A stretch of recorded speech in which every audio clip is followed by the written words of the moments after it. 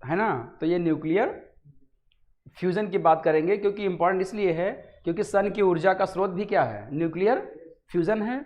और हम ये चाहते हैं कि न्यूक्लियर फ्यूजन पे आधारित रिएक्टर भारत या दुनिया में लोग बना लें।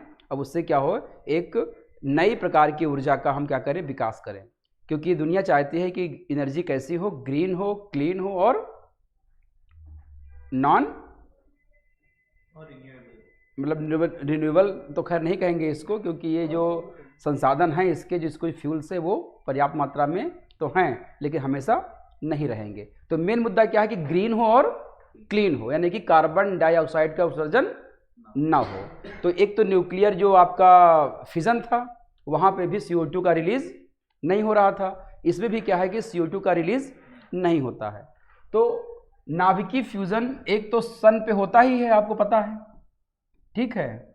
तो सन की ऊर्जा का स्रोत क्या है, एक तो आपका हो गया सूर्य, उसके सेंटर में क्या है, हाइड्रोजन, और ये मिलकर क्या बनाते हैं, हीलियम बनाएंगे, और इससे अपार ऊर्जा बाहर निकलती है। ये बात आपको पता है। हम यही सिस्टम चाहते हैं कि पृथ्वी पर भी हो। हम क्या चाहते हैं, पृथ्वी पर भी क्या हो, नाभिकीय फ्यूजन से हम क्या करें, बिजली बनाएं। तो अब हमको नाभिकीय फ्यूजन करने के लिए, चूंकि इस दोनों को जोड़ने के लिए जो रिक्वायरमेंट टेम्परेचर है वो 100 मिलियन है। कितनी होनी चाहिए, डिग्री सेल्सियस। यानी कि दो हाइड्रोजन को जोड़ करके हमको अगर हीलियम और ऊर्जा बनानी है तो हमको 100 मिलियन डिग्री सेल्सियस की तापमान की रिक्वायरमेंट होती है। और साथ ही साथ हमको क्या करना है कि एक तो हमको क्या चाहिए, 100 मिलियन डिग्री सेल्सियस चाहिए, जब हम क्या कर सकें, हाइड्रोजन को जोड़ सकें, और इस कंडीशन को हम लगातार बनाए रखें, तभी तो ऊर्जा मिलेगी। भाई हमारा उद्देश्य क्या है कि अधिक से अधिक ऊर्जा बनाना। तो अधिक ऊर्जा तब बनेगी जब हम लगातार रिएक्शन होगी। हमने एक बार 100 मिलियन ऊर्जा दे दी और 2 हाइड्रोजन जुड़ गए तो उससे कोई फर्क पड़ेगा। यानी कि हमारा उद्देश्य ये है कि एक तो हम 100 मिलियन डिग्री तापमान को क्या करें, मेंटेन करके रखें, कहां पर, सिस्टम पर। दूसरा प्रेशर, जो आवश्यक क्या है, दाब है, उसको भी हम क्या कर सकें, नियंत्रित कर सकें। यानी कि एक ऐसा यंत्र जिसमें हम क्या कर सके, नाभिकीय फ्यूजन अभिक्रिया करा सके और उससे हम अपार मात्रा में ऊर्जा बना सकें, उस संयंत्र को कहा जाता है टोकामैक। क्या कहा जाता है, टोकामैक। तो सन में जो चीज हो रही होती है उसको हम किसमें करना है, पृथ्वी पर टोकामैक में करना है। किसमें करना है, टोकामैक। तो टोकामैक एक तरह का संयंत्र है, एक प्रकार का डिवाइस है जिसके अंदर हम रासायनिक न्यूक्लियर फ्यूजन करा करके अपार मात्रा में ऊर्जा बनाना चाहते हैं, या उसके लिए हम क्या कर रहे हैं, एक्सपेरिमेंट कर रहे हैं। इसको स्टिलरेटर भी कह देते हैं। टोकामैक को क्या कह देते हैं, स्टिलरेटर भी कह देते हैं। दोनों नाम है इसके। तो चाहे आप स्टिलरेटर कहिए, चाहे आप क्या कहिए, टोकामैक कहिए या स्टिलरेटर कहिए, दोनों एक ही चीज है। इसी के अंदर हमको क्या करना है, नाभिकीय अभिक्रिया की क्रिया करानी है। तो टोकामैक जो है ये इस तरह के चाइना बना रहा है, जिसको हम लोग ईस्ट कहते हैं। क्या कहते हैं, ईस्ट। ये किसका है, चाइना का। फुल फॉर्म लीजिएगा इसका।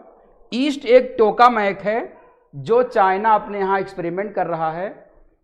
इसका फुल फॉर्म नोट कर लीजिएगा ईस्ट का, एक्सपेरिमेंटल एडवांस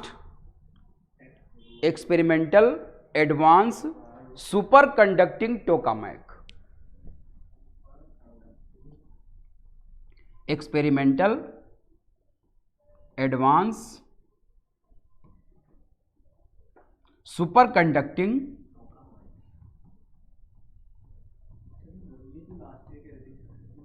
हाँ, इन्होंने अपने यहाँ क्या किया है, टेम्परेचर को उतना बना लिया। इसने कहा है कि हमने जो टेम्परेचर की रिक्वायरमेंट थी उसको देने के बाद उससे एक्स्ट्रा एनर्जी हमने रिलीज कर ली है, ये चाइना कह रहा है।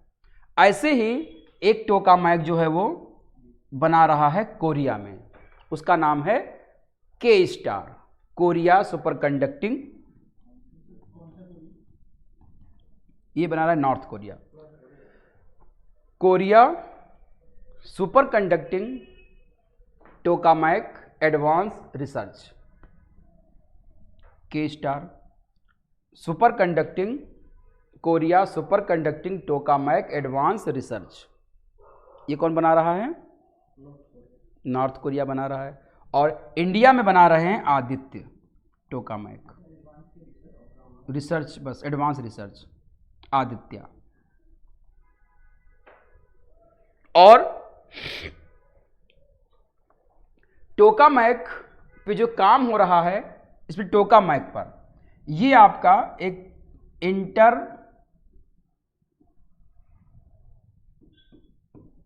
नाम सुना होगा, आईटर सुना है, ITER। ITER जो है वो टोकामैक पर काम कर रहा है, यानी कि टोकामैक वो संयंत्र है जिस पर जो संस्था काम कर, उसका नाम क्या है? ITER। तो नोट कर लिए ITER के बारे में। हाँ, इंटरनेशनल लिख लीजिएगा, इंटरनेशनल ITER, हाँ ITER में international thermonuclear experimental reactor,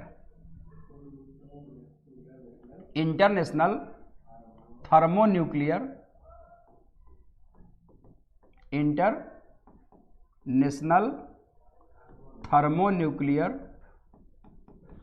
experimental reactor,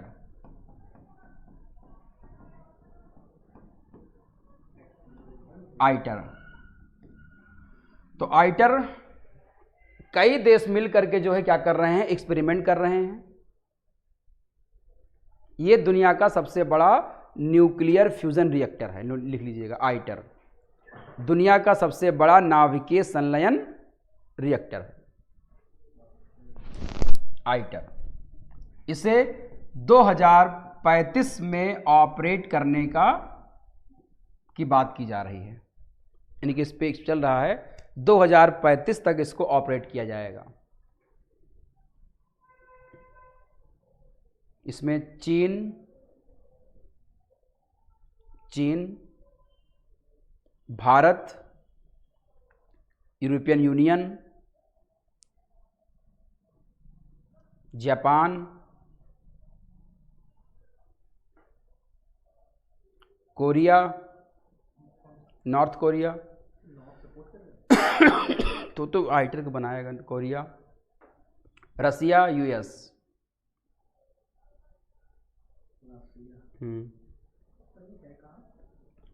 ये यूरोपियन यूनियन में फ्रांस में ही इसको लगाया गया है, फ्रांस के पास एक जगह है, वहीं पर इसको लगाया गया है।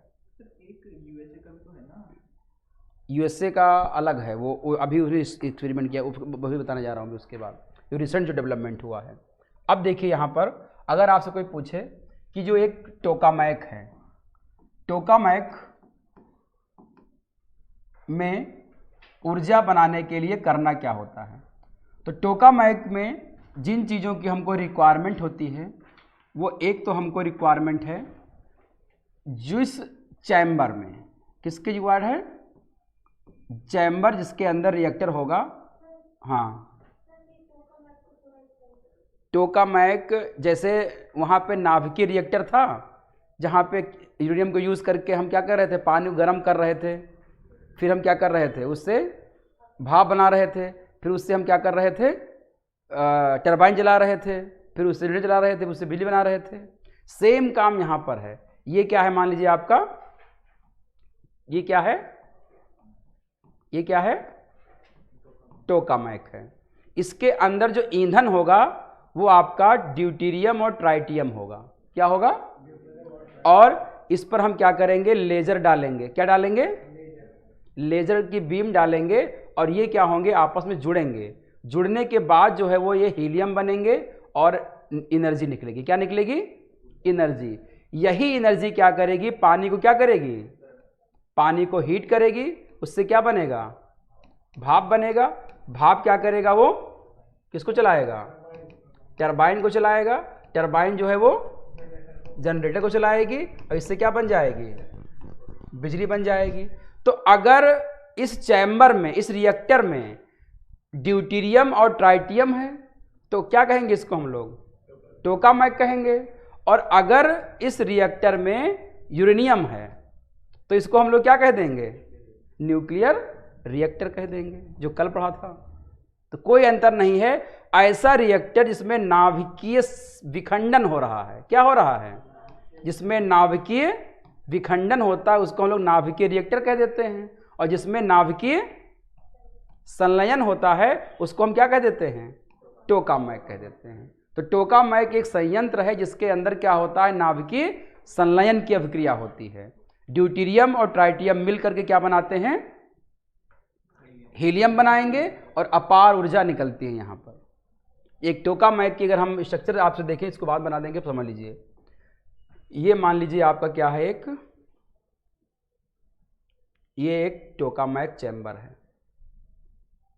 ये क्या है, ये टोकामैक का चैम्बर है।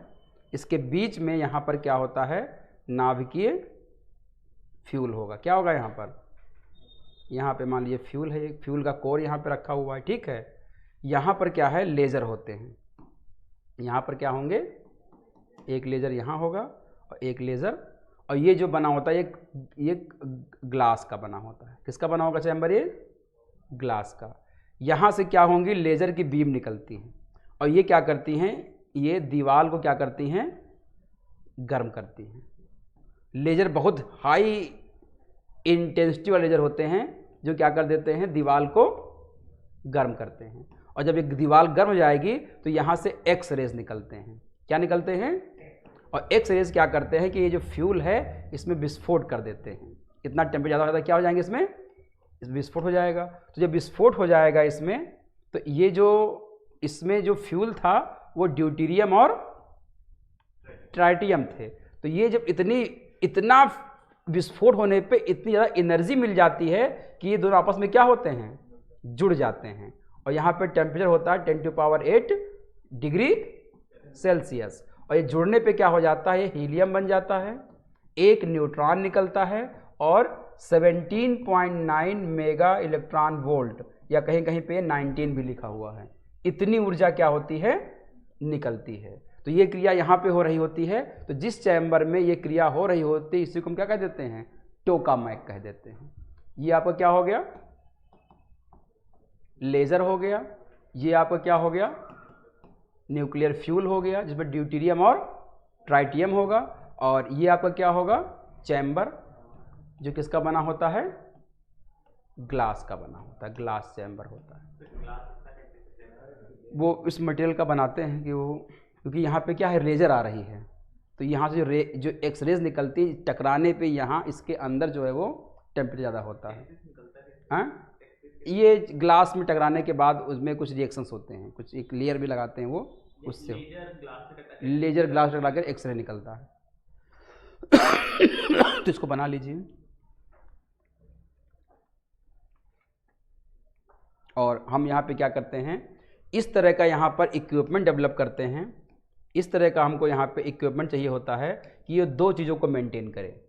एक क्या मेंटेन करे, ये जो हमने टेम्परेचर बढ़ाया है, टेम्परेचर को मेंटेन करे, प्रेशर को मेंटेन करे, और मैग्नेटिक इफेक्ट जो होता है, चुंबकीय प्रभाव, मैग्नेटिक इफेक्ट, इन तीन चीज़ों को हमको मेंटेन करना होता है। और सूर्य में क्या है, ये अपने आप, क्योंकि सूर्य का ग्रेविटेशनल फोर्स ज़्यादा होता है कि सबको अपने आप क्या कर लेता है, वो मेंटेन कर लेता है। यहाँ पे इतना ग्रेविटेशनल फोर्स नहीं है, इसलिए हमको इनको अलग से, यही हमारे पास चैलेंज है, टेम्परेचर को मेंटेन करना, प्रेशर को मेंटेन करना, और मैग्नेटिक इफेक्ट जो हो रहा है उसको हमको मेंटेन करना। यही एक प्रॉब्लम है जिसको हमको अगर कर लेंगे तो हम पृथ्वी पर ही सूर्य को बना लेंगे, जो लगभग हम प्रयासरत भी।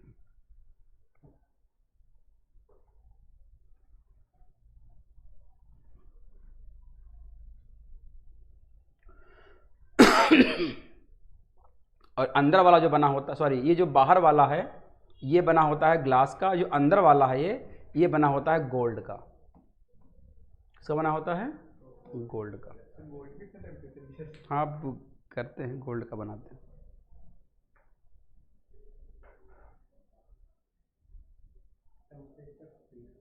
हम्म, हाँ ये येलो वाला गोल्ड है और बाहर वाला जो है आपका ग्लास का बना होता है।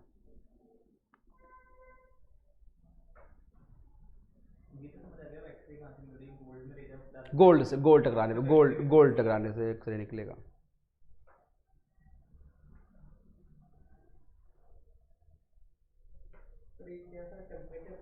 और मैग्नेटिक इफेक्ट। हम्म,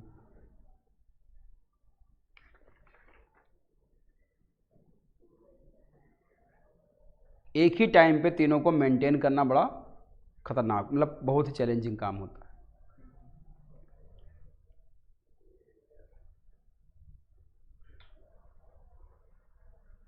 दो तरफ लेजर यूज करते हैं यहाँ पे। 10⁸ डिग्री सेल्सियस।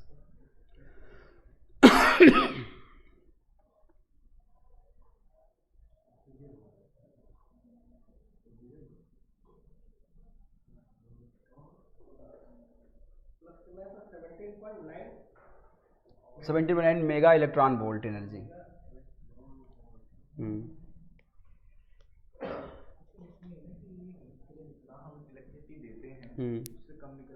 उससे कम निकलती है। इसीलिए तो अब तो एक्सपेरिमेंट यही कर रहे हैं कि अभी अमेरिका ने एक एक्सपेरिमेंट किया है, उसने चैलेंज किया कि जितना हमने दिया था उससे ज़्यादा निकला है। चाइना ने भी दावा किया है कि लगभग उसने जो सन की अपेक्षा लगभग 10 गुना ऊर्जा उसने दी थी और उससे अधिक ऊर्जा निकली है। तो इन तीनों को मैं लिखा देता हूँ अभी। इसको क्या लिखा है इसमें, तो इसमें नोट कर लीजिए एक पॉइंट और। न्यूक्लियर फ्यूजन रिएक्टर में क्या क्या चीज़ें होती हैं। Component of nuclear fusion reactor, नाभिकीय संलयन रिएक्टर के घटक कौन कौन से होते हैं, क्या होते हैं, घटक कौन कौन से होते हैं। तो एक तो आपका क्या होता है, टोकामैक होगा। क्या होगा, टोकामैक होगा। हाँ मैं टोकामैक के अंदर सारी चीज़ें होंगी। उस टोकामैक में क्या होगा आपका, टोकामैक ही, चैम्बर को हम लोग टोकामैक कहते हैं। चैम्बर को क्या कहते हैं हम लोग, टोकामैक कह देते हैं। या एक मिनट रुक जाइएगा, टोकामैक मत लिखिएगा, टोकामैक में लिखिए तो टोकामैक के कंपोनेंट है ना। हाँ टोकामैक के कंपोनेंट ये है, टोकामैक का कंपोनेंट और टोकामैक। इसमें होहल रम होता है एक, होहल रम, मतलब जो मैंने बनाया था यहाँ पर ये वाला, ये जो बना है ये क्या कहलाता है, होहल रम कहलाता है। हाँ चैम्बर को क्या कहते हैं, होहल रम कहते हैं। और नंबर 2 क्या होता है इसमें, लेज़र होता है। नंबर 2 क्या होगा, लेज़र होगा। और नंबर 3 क्या होगा, लीनियर डिवाइस होते हैं। लीनियर डिवाइस जो क्या करते हैं, टेम्परेचर, प्रेशर और मैग्नेटिक फोर्स को क्या करते हैं, मेंटेन करते हैं। और क्या चाहिए हमको, और मैग्नेटिक फोर्स, न्यूक्लियर फ्यूल। हाँ न्यूक्लियर फ्यूल 2 तरह के यूज़ करेंगे। एक कौन सा, ड्यूटेरियम। ये हम लोग कहाँ से प्राप्त करते हैं, सी वाटर से निकालते हैं इसको हम लोग, ड्यूटेरियम को। और एक कौन सा होता है, ट्राइटियम। ट्राइटियम को हम लोग, ये नेचर में बहुत कम पाया जाता है, तो इसको हम क्या करते हैं, लिथियम से क्या करते हैं, रूपांतरित करते हैं। हाँ इसको कहाँ से करते हैं, लिथियम से इसको रूपांतरित किया जाता है। हाँ ड्यूटेरियम को हम लोग सी वाटर से मिलते हैं। देखिए हाइड्रोजन जो होता है, मैंने बताया था आप लोगों को, उसके 3 समस्थानिक होते हैं हाइड्रोजन के, प्रोटियम, ड्यूटेरियम और ट्राइटियम। प्रोटियम में क्या होता है, न्यूट्रॉन 0 होता है, प्रोटॉन 1 होता है। ड्यूटेरियम में 1 न्यूट्रॉन होता है और 1 प्रोटॉन होता है। और ट्राइटियम में 2 न्यूट्रॉन होते हैं और 1 प्रोटॉन होता है। इसलिए इसको हम लोग प्रोटियम, ड्यूटेरियम और ट्राइटियम कहते हैं। प्रोटियम मतलब 1, ड्यूटेरियम मतलब 2, ट्राई मतलब 3। तो न्यूट्रॉन संख्या 2 किस में होती है? ट्राइटियम में। और यही दोनों मिल करके जब मिलते हैं तो इससे क्या मिलता है? हीलियम बनता है, एक न्यूट्रॉन निकलता है और अधिक मात्रा में ऊर्जा निकलती है। ये तो ये दोनों हमको अलग अलग से, हमको सी वाटर से हम ड्यूटेरियम को एक्सप्लॉइट करते हैं और ट्राइटियम हम लोग लिथियम से इसको रूपांतरित करते हैं। लिथियम आयन से क्या करेंगे? इसको हम लोग रूपांतरित करेंगे, ये ध्यान रखिएगा।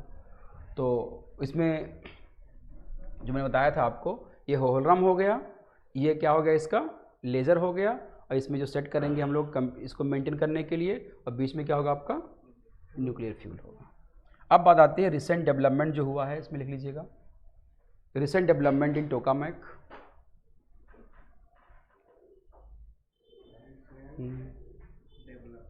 देखिए हाल ही में अमेरिकी लैब में नाभिकीय संलयन से अतिरिक्त ऊर्जा उत्पादित करने का दावा किया गया है। हाल ही में यूएसए के लैब में नाभिकीय संलयन से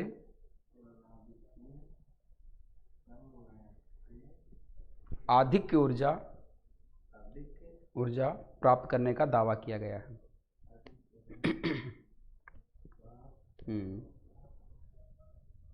इसका दावा है कि 2.05 megajoule 2.05 megajoule laser energy, laser ऊर्जा के इनपुट से 3.15 मेगाजूल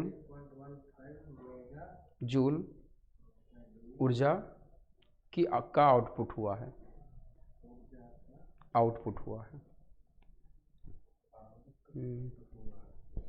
तो लगभग कितना % हो गया?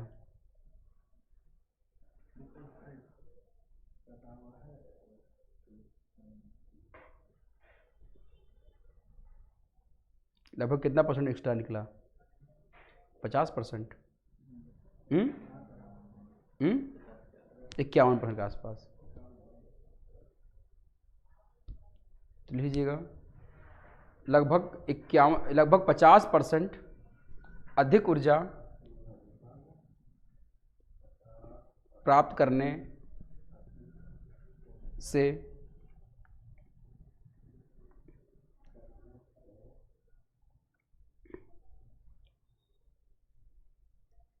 वैज्ञानिकों में एक उत्साह उत्पन्न हुआ है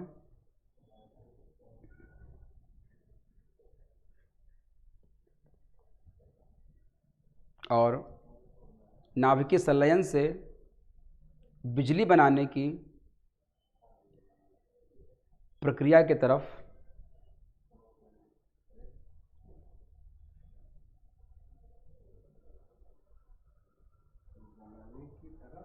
एक क्या हुआ है? रास्ते की या एक मार्ग प्रशस्त किया है,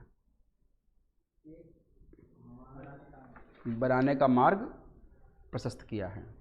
ऐसे लिखिएगा। ऐसा ही दावा चीन ने भी अपने ईस्ट एक्सपेरिमेंट में किया है।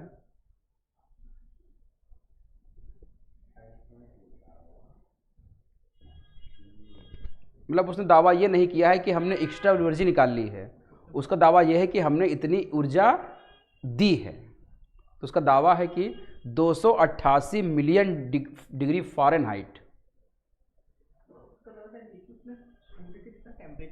हाँ, मतलब सूर्य से 10 गुना अधिक टेम्परेचर क्रिएट किया है संलयन कराने के लिए, ना कि एनर्जी उसने डेवलप की है। दोनों में डिफरेंस है। लिखिए उनका दावा क्या लिखा कि अभिक्रिया कराने के लिए लगभग 288 मिलियन डिग्री फ़ारेनहाइट तापमान को विकसित किया है। डिग्री फ़ारेनहाइट, सेल्सियस नहीं, फ़ारेनहाइट। फ़ारेनहाइट, इन्होंने डिग्री लिख लिया। फ़ारेनहाइट तापमान विकसित किया है जो सूर्य की अपेक्षा 10 गुना अधिक है।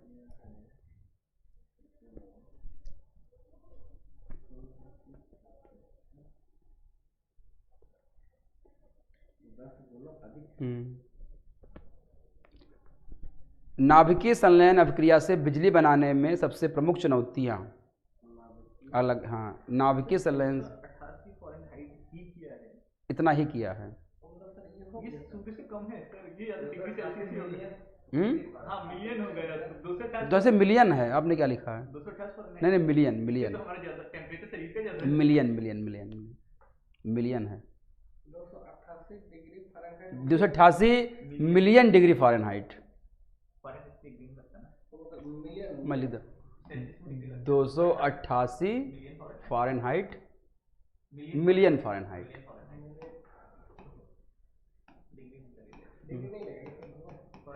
मिलियन फ़ारेन नहीं लगा देते हैं, इससे कोई दिक्कत नहीं, लगा देते हैं। ये कुछ वैसे टेक्निक है, जूल है, जूल में जब जे लिखते हैं ऊपर लाइन नहीं आती। हाँ, तो ये हो गया है ना, इतना एनर्जी क्या की है हमने, गेन की है। लिखिएगा, नाभिकीय संलयन से बिजली बनाने के समक्ष प्रमुख चुनौतियाँ।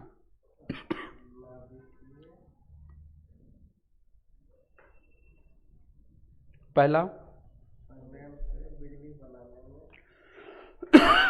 पहले पहला नंबर 1 तापमान लगभग, लिखिएगा, नाभिकीय संलयन के लिए लगभग 100 मिलियन डिग्री सेल्सियस के तापमान की आवश्यकता होती है। नाभिकीय संलयन के लिए लगभग 100 डिग्री सेल्सियस तापमान की आवश्यकता होती है। 100 मिलियन डिग्री सेल्सियस के तापमान की आवश्यकता होती है। एक ये दूसरा लिखिएगा,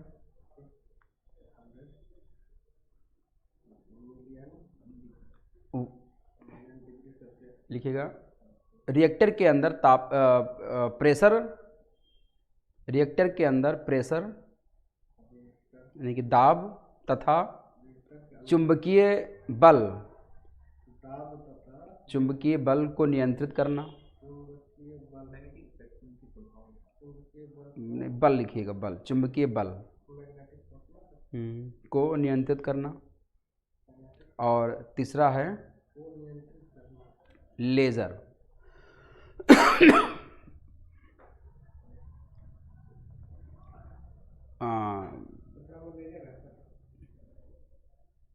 तीव्र गति वाले लेजर का निर्माण। लेजर तो बना लेंगे, लेकिन उस लेजर की स्पीड लगभग 400 प्रकाश की लाइट जो होती है उसकी लगभग 400 गुना स्पीड होनी चाहिए लेजर की, तब जाकर के वो उतनी ऊर्जा बना पाएगा। तो लेजर की बनाने की चुनौती है। और चौथा लिखिएगा, ईंधन। भाई ट्राइटियम तो हमको बनाना है, वो भी तकनीक होनी चाहिए। तो ईंधन की तकनीक, ईंधन निर्माण की तकनीक, ईंधन के निर्माण खास करके। हाँ, क्या बेटा कह रहे थे? लेजर गति वाले, तो तीव्र गति वाले लेजर का निर्माण। वो लेजर हमको कौन सा चाहिए? बहुत हाई स्पीड का चाहिए, जो सन से लगभग 4 सन, जो सन से किरणें आती हैं उसकी स्पीड से, सन की स्पीड कितनी होती है? 3 × 10⁸ इसका लगभग 400 गुना स्पीड हो, तब जाकर के वो इतनी ऊर्जा वो दे पाएगा उस सिस्टम के अंदर। लाइट की स्पीड ये वैक्यूम में है, अलग अलग में कम होती जाती है। तो ये ध्यान रखिएगा।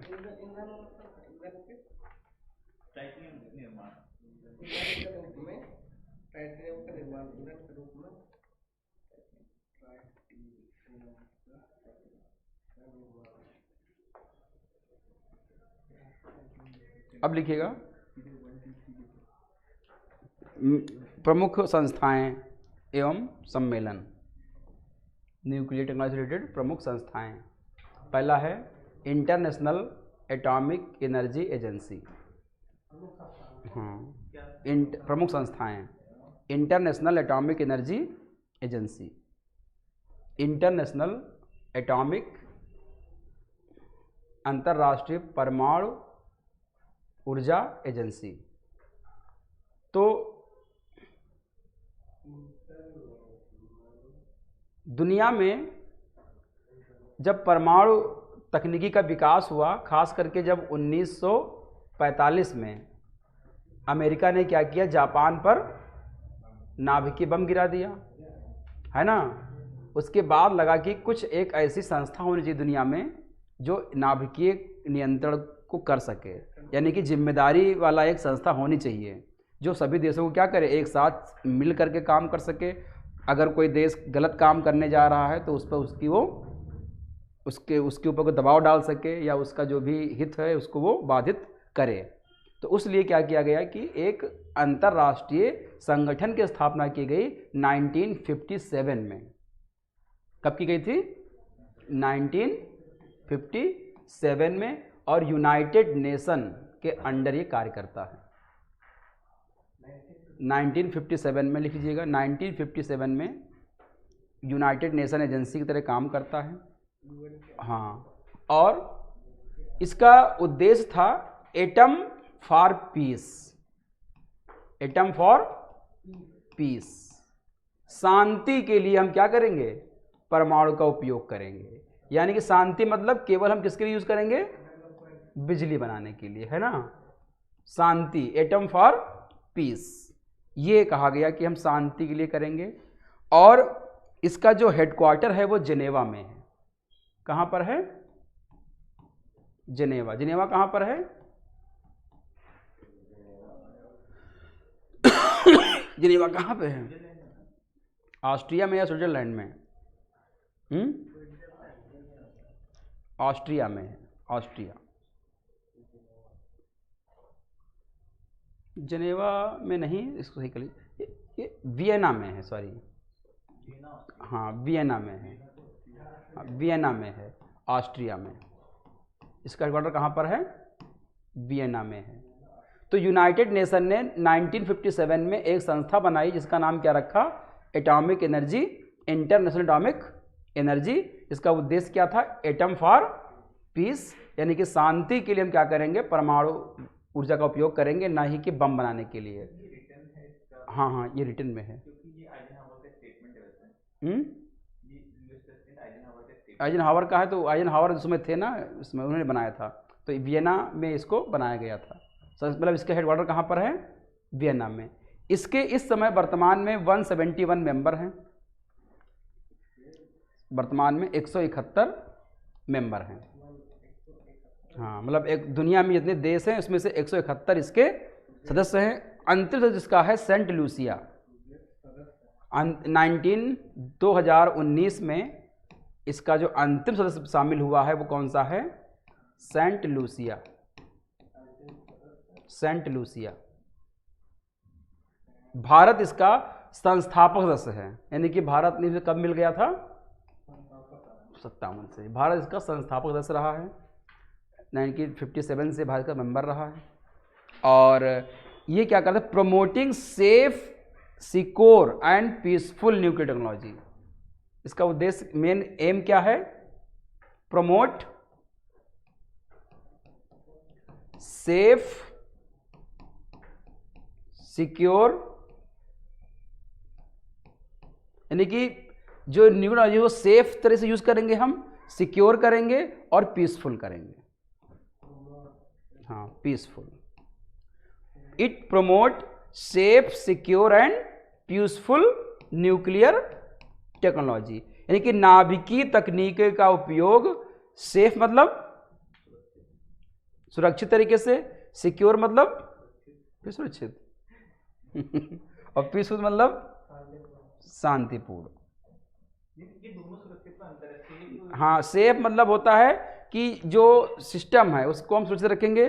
सिक्योरिटी का मतलब है कि किसी बाहर से कोई अटैक कर दे या उससे हमको सुरक्षा करनी है, तो दोनों में अंतर है। तो safe, secure and peaceful nuclear technology को प्रमोट करता है। कौन? IAEA जो है वो प्रमोट करता है, safe, secure and peaceful technology को सपोर्ट करता है। ठीक है, इसके जो रिसर्च लेबोरेटरीज हैं, आपसे नहीं पूछेगा, इसके 3 चीफ एरिया हैं, नोट कर लीजिएगा। इट हैज़ 3 चीफ एरिया, इसके 3 प्रमुख क्षेत्र हैं जिस पे काम करता है। पहला है safety and security. Safety and security, safety मतलब और सेफ्टी मतलब सुरक्षा। सेफ्टी एंड सिक्योरिटी, निगरानी, हाँ, निगरानी और सुरक्षा। निगरानी और, जैसे पाकिस्तान उस पे अमेरिका ने जापान पे गिरा दिया था, तो इस तरह से अब कोई देश नहीं गिरा सकता। ये वो तो लगता है कि एनपीटी में शायद इन्होंने किया है, वो अभी के अलावा बनाया ना, वो बात की बात है, वो है ना। साइंस एंड टेक्नोलॉजी, अगला है साइंस एंड टेक्नोलॉजी पे काम करेगा, यानी किस तरह से टेक्नोलॉजी को हमको आगे बढ़ाना है, न्यूक्लियर टेक्नोलॉजी को। साइंस एंड टेक्नोलॉजी पर ये काम करेगा, यानी किस बढ़ावा देगा दुनिया में नाभिकीय तकनीकी संबंधी जो विज्ञान प्रौद्योगिकी है उसको क्या करेगा, बढ़ावा देगा। और तीसरा है safe guard and verification. Safe guard मतलब क्या होता है? सेफ गार्ड एंड वेरिफिकेशन, यानी कि अगर कोई कंट्री अपने यहाँ न्यूक्लियर रिएक्टर लगा रही है तो ये क्या करेगा, वहाँ की निगरानी करेगा कि वो बिजली बनाने के लिए बना रहे हैं या बम बनाने के लिए बना रहे हैं। तो भारत में भी लगभग 22 में से 14 ऐसे रिएक्टर हैं जिन पे सेफ गार्ड है, वो निगरानी कर रहा है कि, और हमने निगरानी के लिए दिया है, इसीलिए हम जो है वो उसके सामने क्या हैं, सही बने हुए हैं, क्योंकि हमने कह दिया है कि आप इसकी निगरानी करिए, यानी कि हम कोई गलत काम नहीं करने जा रहे हैं। बम तो ऐसे बना लिया है ना। तो सेफ गार्ड और वेरिफिकेशन के लिए ये काम करता है। तो दुनिया में हर देश में जहाँ जहाँ पे नाभिकीय रिएक्टर हैं, उस कंट्री के नाभिकीय रिएक्टर की अचानक से क्या करेगा, वो मॉनिटरिंग कर लेगा कि कहीं ये यूरेनियम को ये इनरिचमेंट तो नहीं कर रहे हैं बम बनाने के लिए, कहीं ये रिप्रोसेसिंग तो नहीं कर रहे हैं बम बनाने के लिए। तो उसकी सेफ गार्ड कौन करेगा? IAEA करेगा। तो IAEA एक बड़ी संस्था है जो दुनिया के सभी देशों के रिएक्टर को जब भी चाहेगा उसकी वो निगरानी, मतलब उसकी वो जांच कर सकता है। तो जांच करने का अधिकार है, सेफ गार्ड, वेरिफिकेशन करने का अधिकार है, और अंतरराष्ट्रीय पर विज्ञान तकनीकी का उपयोग न्यूक्लियर टेक्नोलॉजी में करना, और साथ ही साथ सेफ एंड सिक्योरिटी के लिए करना। हाँ, Russia, Iran and north Korea के मेंबर हैं किसके? IAEA। हाँ हैं, वो 171 में तो आ ही गए, वो सारे हैं। ये ध्यान रखिएगा। तो ये ध्यान रखिएगा। तो IAEA में आपसे क्वेश्चन क्या बनेगा कि इसकी स्थापना कब हुई थी, तो क्या बताएंगे? किसके अंडर काम करता है एजेंसी है ये? UN की। इसका मेन एम क्या है? Atom for piece. इसका मेन ऑब्जेक्टिव क्या है? प्रमोट करना safe, secure and peaceful nuclear technology. इसका हेडक्वार्टर कहाँ पे है? वियना में। सदस्य कितने हैं इसमें? भारत कब बना था? और वर्तमान अभी हाल ही में कौन बना है? Saint Lucia. और ये क्या करता है? इसके 3 क्या हैं काम हैं? एक क्या करना? सेफ्टी और सिक्योरिटी करना, विज्ञान प्रौद्योगिकी को बढ़ावा देना, और दुनिया के सभी रिएक्टरों की सेफगार्ड करना, उसका वेरिफिकेशन करना। ये ठीक है, ये ध्यान रखिएगा। लिखिएगा, हाल ही में रैनेट RANET 2020, RANET कैपिटल में ET, response and assistant network. हाँ, रिस्पॉन्स एंड असिस्टेंट नेटवर्क ये एक देशों का समूह है या अच्छा, ये हाल ही में काट हाल ही में काट दीजिएगा। लिखिए, यह देशों का समूह है जो नाभिकीय और रेडियो धर्मी आपदाओं को कम करने का प्रयास करता है।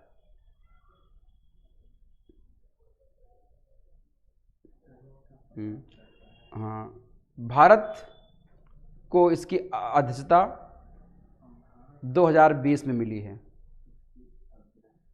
इसका 2020 में बनाया भारत देश बन गया। हाँ, भारत मतलब भारत ही बन गया इसका सीधे, 2020 में क्या भारत इसका अध्यक्ष बन गया।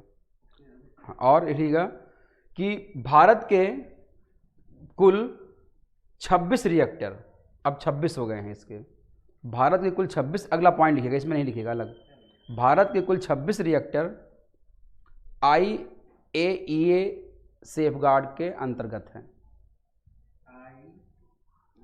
IAEA सेफगार्ड के अंतर्गत हैं, यानी कि 26 रिएक्टर हमने उनको दे दिए हैं कि आप इसको देखिए, यहाँ पे मैं कोई भी परमाणु बम बनाने नहीं जा रहा हूँ। 26 के बाद जो बनेंगे उसमें बना सकते हैं, या हमने बना ही लिया है, इसमें क्या दिक्कत है। अगला टॉपिक है न्यू स्टार्ट। किसमें? मतलब ये इसी की एक संस्था है, इसका एक अनुषंगी संस्था है जो क्या करेगी कि दुनिया में जो नाभिकीय रेडियोलॉजिकल जो डैमेज हैं या न्यूक्लियर डैमेज हैं उनको क्या करेगा, वो रोकने का प्रयास करेगा। लिखिएगा अगला न्यू स्टार्ट। न्यू स्टार्ट ये भी आया हुआ है। स्टार्ट तो पहले से था, ट्रीटी कहते हैं इसको, न्यू स्टार्ट ट्रीटी। ये स्टार्ट 1 आया था 1991 में। स्टार्ट 1 कब आया था? 1991 में। ये रसिया और यूएसए के बीच का एक क्या है, ट्रीटी है। और न्यू स्टार्ट आया था 2011 में। हाँ वो, हाँ ये आया था स्टार्ट टू 1993 में, और फिर आया न्यू स्टार्ट 2011 में। ये 5 फरवरी को आया था और इसी को एक्सटेंड किया गया है, इसलिए इम्पॉर्टेंट हो गया है। इसको क्या किया गया, एक्सटेंड किया गया है। कब?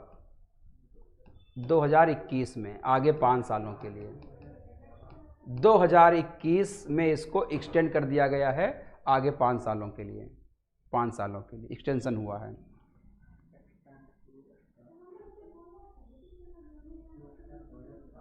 इसका उद्देश्य क्या है कि जो स्ट्रेटेजिक जो डिफेंस वारहेड हैं,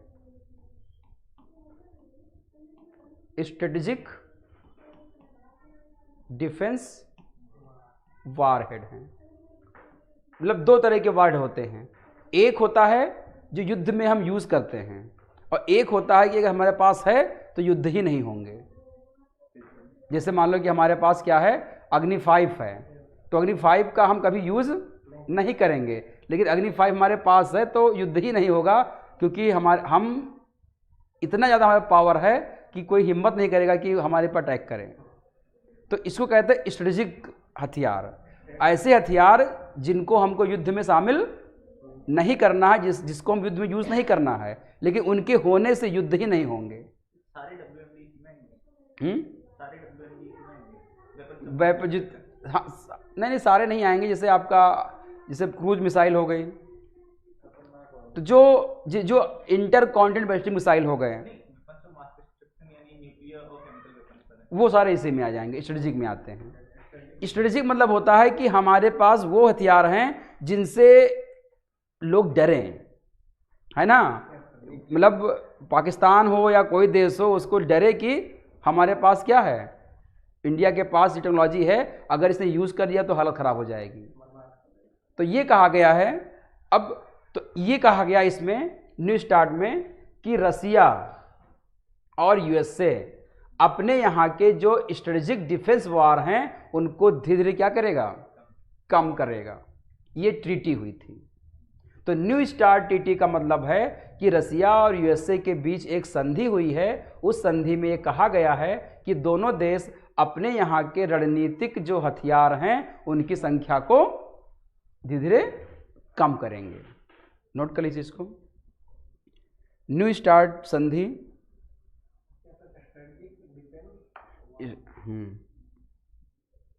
स्ट्रेटेजिक डिफेंस वारहेड कहते हैं, या इसको स्ट्रेटेजिक ऑफेंसिव आर्म भी कह देते हैं। Strategic offensive arm, strategic offensive arm कह देते हैं। रणनीतिक हथियार कह सकते हैं इसको। क्या कह सकते हैं? रणनीतिक हथियार। जैसे आप अपने गांव में रह रहे हैं, आपने गांव में रह रहे हैं, मान लो गांव में 20 घर हैं या मान लो 30 घर हैं। एक घर जो है वो अपने यहाँ जो है वो क्या एक बढ़िया रिवॉल्वर ले आता है या एक 2 नाली बंदूक लेके घर में रख लेता है, तो क्या किसी को मारेगा वो? लेकिन नहीं मारेगा नहीं, लेकिन लाने से बाकी घर वाले क्या होंगे? गांव वाले घर हालत खराब हो जाएगी कि कभी मार सकता है, तो लोग क्या होंगे? डरे रहेंगे। वही चीज़ है। तो जो ये बंदूक लेके आया वो क्या हो गया? उसका युद्ध के लिए नहीं है, मारने के लिए नहीं है, लेकिन डराने के लिए है। तो डराने के लिए ले आया है वो, तो ये चीज़ हो जाती है। तो इसकी संधि में कहा गया है कि रणनीतिक हथियारों क्या करेंगे दोनों देश? कम करेंगे। और लगातार कब से बात हो रही है? 91 से हो रही है, फिर 2011 में हुआ, फिर अब कब हुआ है? 2021 में।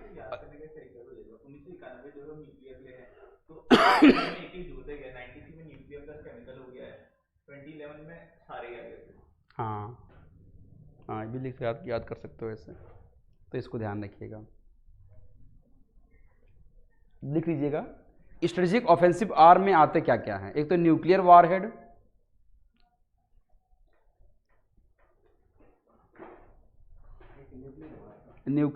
आते हैं। नाभिकीय हथियार आते हैं जिसको इंटर कॉन्टिनेंटल बैलिस्टिक मिसाइल से छोड़ा जा सके, ICBM छोड़ा जा सके, ICBM से छोड़ा जा सके। तो भारत का जो आपका अग्नि 5 है वो किस में आ जाएगा? स्ट्रेटेजिक ऑफेंसिव आर्म में आ जाएगा, क्योंकि ये क्या है? अग्नि 5 क्या है? इंटर कॉन्टिनेंटल बैलिस्टिक मिसाइल है। इंटर कॉन्टिनेंटल बैलिस्टिक, ठीक है। तो ये किस में आ गया? स्ट्रेटेजिक ऑफेंसिव आर्म में आ गया। ये युद्ध के लिए नहीं है, बस डराने के लिए है। तो पाकिस्तान डरा रहेगा, है ना, चाइना भी डरा रहेगा। कोई बात नहीं, अगर तुम दिल्ली पे गिराओगे तो हम बीजिंग पे गिराएंगे, क्या दिक्कत है ना भाई? तुम एक गिराओगे, हम 2 और गिरा देंगे, ठीक है। अब लेकिन वहाँ पर डिपेंड ये करता है कि हमारे पास हमारे इंटरसेप्टर भी तो हैं, उनके पास भी इंटरसेप्टर होंगे। आने से पहले क्या करेंगे? उसको दिशा मोड़ देंगे। तो इसमें जो होते हैं आपके ICBM में आते हैं। अगर लिखिएगा NPT या NPT बाद लिखिएगा, किसमें? बस इसमें यही है मैं। हाँ, अब लिखिएगा वासेनार अरेंजमेंट। वासेनार अरेंजमेंट ये बहुत इंपॉर्टेंट है। इस बार इंडिया इसकी अध्यक्षता भी कर रहा है, इसलिए इंपॉर्टेंट है। नाम सुना होगा इसका, क्या है वासेनार?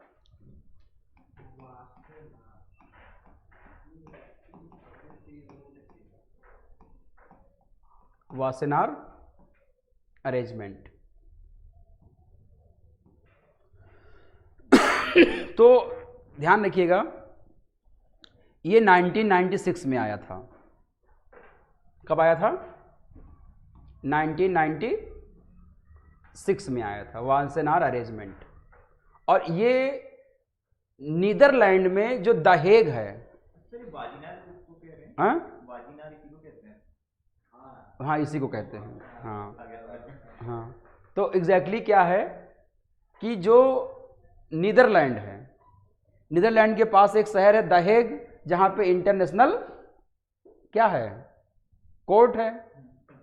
उसी के आस पास में क्या है, एक छोटा सा शहर है, उसका नाम क्या है, वाजेनार, यानी कि एक छोटा सा कस्बा टाइप को समझ लीजिए, वाजेनार है ना, वाजेनार या वाजेनार जो भी लिख लीजिए, है ना।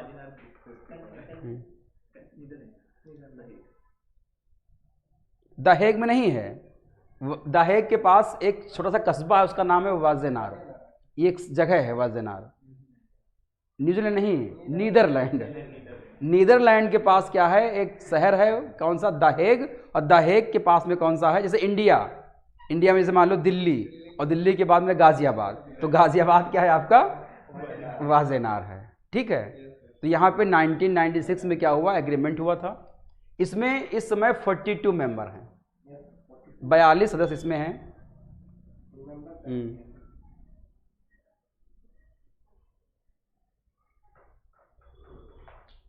इसका एम लिख लीजिएगा। जो कन्वेंशनल आर्म्स होते हैं या ड्यूअल यूज, देखिएगा हम समझिए इस पहले, एक तो क्या होते हैं आपके, एक होते हैं पारंपरिक हथियार, एक होते हैं ड्यूअल यूज वारहेड, मतलब जिसको हम दोहरा उपयोग कर सकें, दोहरे उपयोग वाले हथियार। पारंपरिक हो गए और कौन से हो गए, दोहरे उपयोग वाले हथियार हो गए। हाँ, और हथियारों की तकनीक, हथियारों की तकनीक। अब आप बताइए कि पारंपरिक हथियारों का और दोहरा उपयोग वाले जो आपके वाहन होते हैं, दोहरे उपयोग वाले वाहन, यानी कि हम उसको युद्ध के लिए यूज कर सकते हैं और उसको हम लोग चीजों को सप्लाई करने के लिए यूज कर सकते हैं। तो ये कहा गया है इस संधि में कि कोई भी देश अगर किसी दूसरे देश को हथियार देता है या डुअल उपयोग वाले वाहन देता है या हथियारों की तकनीकें देता है, तो उसमें ट्रांसपेरेंसी होनी चाहिए, ये पता हो दुनिया को कि कौन सा देश किसको क्या दे रहा है। ये नहीं कि चाइना ने चुपके से पाकिस्तान को दे दिया, है ना, जैसे वो करता है वो, जैसे भारत ने चुपके से इजराइल से ले लिया या रसिया से ले लिया। तो ये चीज़ें नहीं होनी चाहिए। जो भी दुनिया में कोई दूसरे देश को हथियार दे रहा हो, तकनीकी दे रहा हो, तो उसकी क्या होनी चाहिए, पारदर्शिता होनी चाहिए। और उस पारदर्शिता कहाँ पे होनी चाहिए, इस अरेंजमेंट के थ्रू, यानी कि यहाँ पे बताना होगा, पाकिस्तान अगर चाइना से हथियार ले रहा है तो चाइना को इस संधि को बताना होगा कि हम कौन सी तकनीकी उसको देने जा रहे हैं, तभी दे सकता है, वरना नहीं देगा।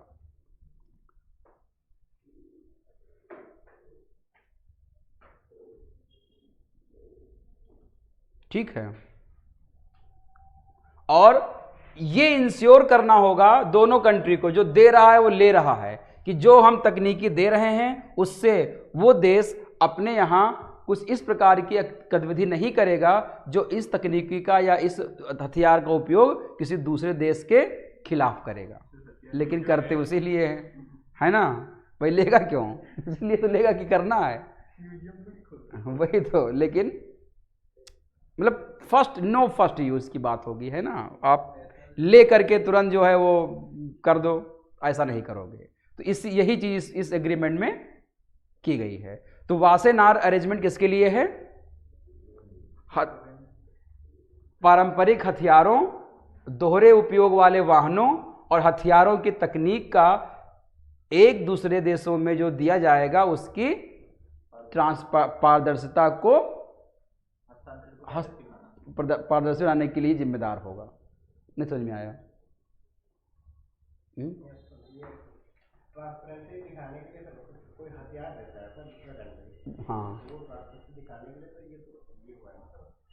हाँ, ये हुआ है 96 में कि कोई भी कंट्री दूसरे कंट्री से अगर तकनीकी लेता है या हथियार लेता है तो वो पारदर्शी होना चाहिए बस। और उसकी निगरानी कौन करेगा? वासेनार अरेंजमेंट के थ्रू जो है वो पारदर्शी बनाया जाएगा। किस चीज़ के लिए? पारंपरिक हथियार, दोहरे उपयोग वाले वाहन और हथियारों की तकनीक के लिए। इसमें कितने देश हैं? भारत भी इसमें शामिल है। हाँ, लिख लीजिएगा। 2023 में इसकी अध्यक्षता भारत कर रहा है। इस बार भारत जो है 3 चीज़ों की अध्यक्षता कर रहा है। इस बार भारत 3 चीज़ों ऐसा कर रहा है। एक तो G20 की कर रहा है, वासेनार अरेंजमेंट कर रहा है, यूनाइटेड नेशन की जो आपकी सिक्योरिटी काउंसिल है, इन तीनों की अध्यक्षता कर रहा है। मेंबर नहीं है लेकिन अध्यक्षता कर रहा है सिक्योरिटी काउंसिल का। नहीं, सिक्योरिटी काउंसिल कर रहा है, सिक्योरिटी काउंसिल कर रहा है।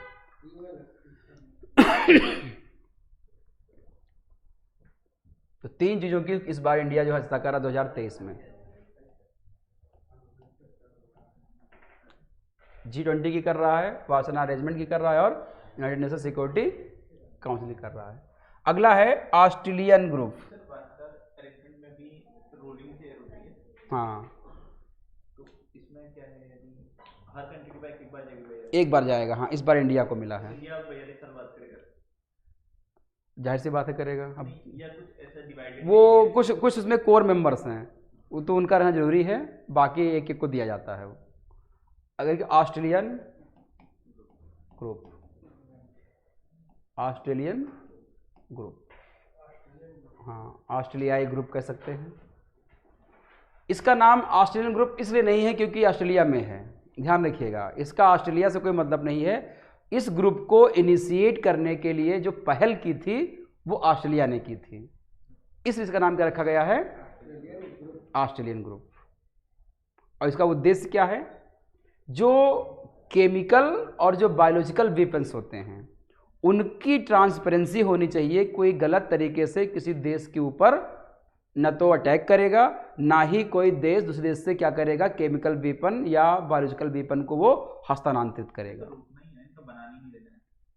बनाने के लिए भी, बनाने का भी और रोकने का भी, दोनों के लिए है, दोनों के लिए है। तो 1985 में आया था। क्यों आया 85 में? हाँ, क्योंकि 1984 में ईरान ने क्या किया, इराक पर मस्टर्ड जो होता है, जो नर्वस सिस्टम को डैमेज कर देता है, नर्व एजेंट जो है वो सल्फर मस्टर्ड, वो इराक ने क्या किया, ईरान पे डाल दिया। सल्फर मस्टर्ड, इसको नर्व एजेंट कहते हैं। हाँ, तो नर्व एजेंट को क्या किया, इराक ने युद्ध में क्या किया, ईरान पर डाल दिया। यानी कि इराक ने क्या कर दिया, एक प्रकार से रासायनिक युद्ध कर दिया। इराक ने किस पे डाल दिया? नहीं, इराक ने ईरान पे डाला, इराक ने ईरान पे डाला। नहीं, इराक ने ईरान पे डाला, इराक ने। हाँ, सद्दाम हुसैन कहाँ के थे? इराक। तो उसने क्या किया, डाल दिया कहाँ पे, ईरान पे। हाँ, 84 में। और 84 में आपने देखा होगा इंडिया में भी बड़ा कांड हुआ था, methyl iso cyanide, sulphur mustard nerve agent. और इंडिया में क्या हुआ, methyl iso साइनेट।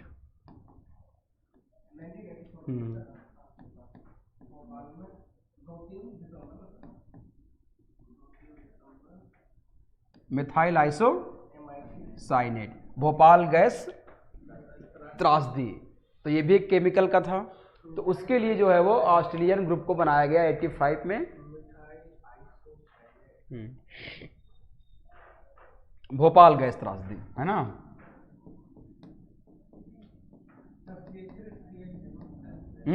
SH। Bhopal gas ताज। वैसे जो ये बनाया गया था वो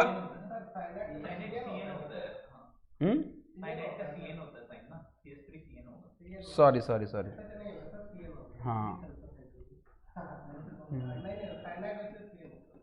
ये होता है आइसोसाइनाइड है ना ये, तो NC होगा।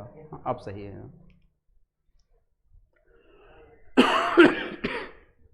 भोपाल गए तो ये कब बना था? 1985 में। इसकी पहल किसने की थी? ऑस्ट्रेलिया ने की थी। इसमें भी 42 मेंबर हैं और यूरोपियन यूनियन अलग से जोड़ लीजिएगा, मतलब यूरोपियन यूनियन में सारे कंट्री हैं तो उसको अलग से एक ग्रुप मान लेते हैं। हाँ 42 प्लस EU। इसमें China, Iran, north Korea, Pakistan नहीं है। हाँ चाइना, ईरान, नॉर्थ कोरिया और पाकिस्तान ये इसके मेंबर नहीं हैं। खतरनाक देश हैं चारों। इंडिया है।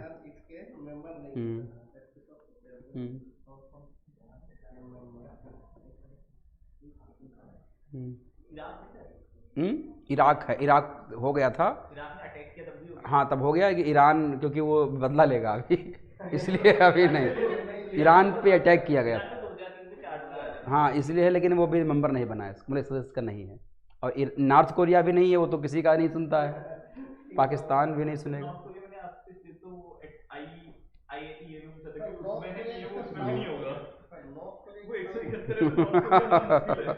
नहीं उसमें है कोई परमाणु बम, परमाणु रिएक्टर तो बनाने ही उसको, ये ध्यान रखिएगा। तो लिखिएगा इसका मुख्य उद्देश्य रासायनिक तथा जैविक हथियारों के विकास, रासायनिक तथा जैविक हथियारों के विकास तथा जैविक हथियारों के विकास, निर्माण तथा निर्यात को विकास, निर्माण तथा निर्यात को क्या करना? प्रतिबंधित करना है। हाँ ये ध्यान रखिएगा। अगर लिखिएगा CTBT, CTBT बाद में करिएगा, पहले करिएगा आप करिएगा NPT। PTBT वो इतना इम्पोर्टेंट नहीं है। अब लिखिएगा NPT कब बना था? Non proliferation test band treaty.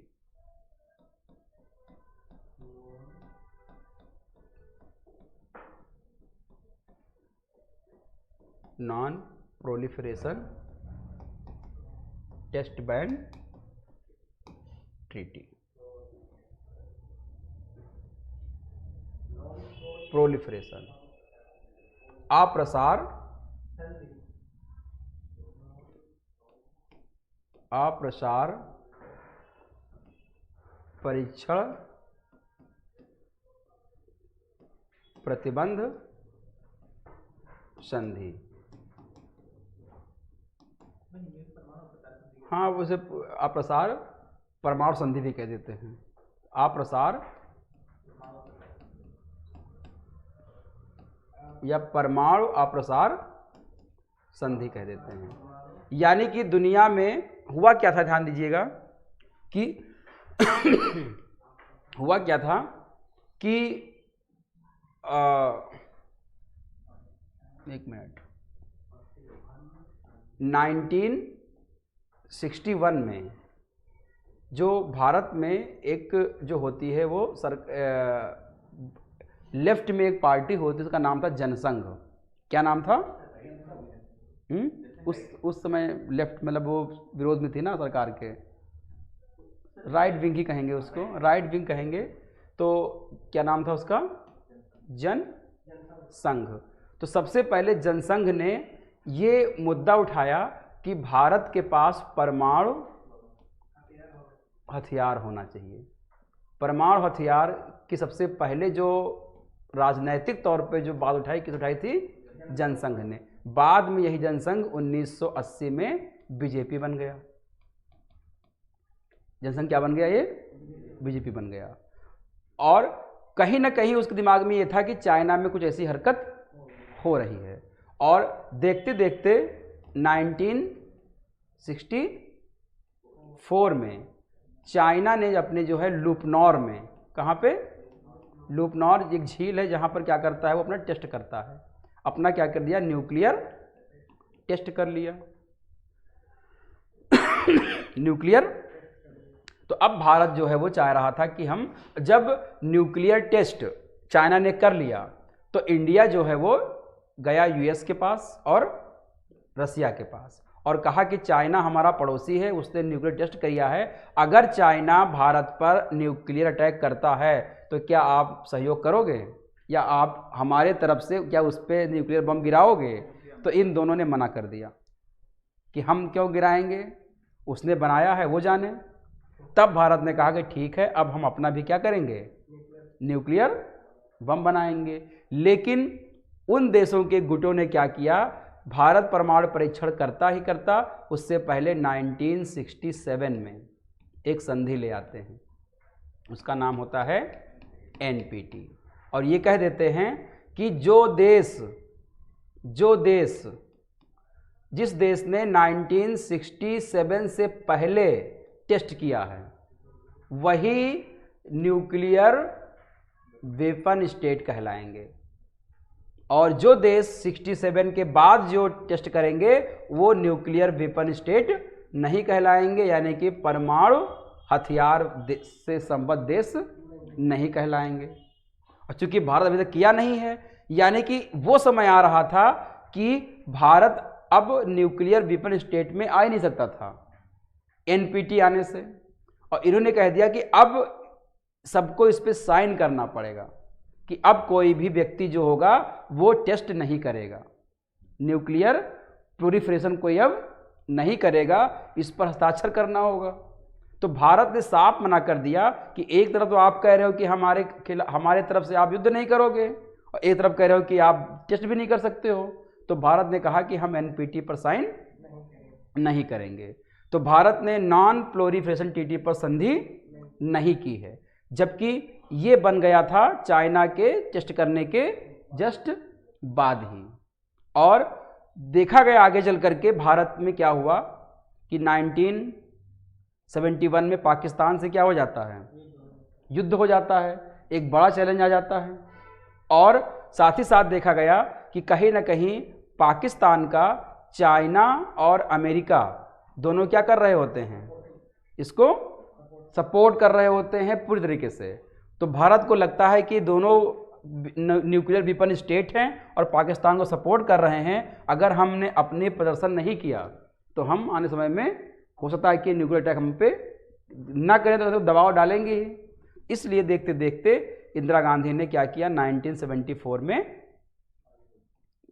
जो है वो स्माइलिंग बुद्धा कर दिया, यानी कि पहला अपना जो है क्या किया, न्यूक्लियर टेस्ट कर लिया। न्यूक्लियर टेस्ट जब 74 में किया उसके बाद क्या हो गया कि पूरा जो है वो बैन लग गया, पूरा क्या बन गया, और बैन ऐसा लग गया कि उस समय भारत इस तरह से मजबूत भी नहीं था, तो बहुत सारी उसको समस्याओं का सामना झेलना पड़ा। और 74 में ही एक और चीज बन गई, न्यूक्लियर सप्लायर ग्रुप बन गया।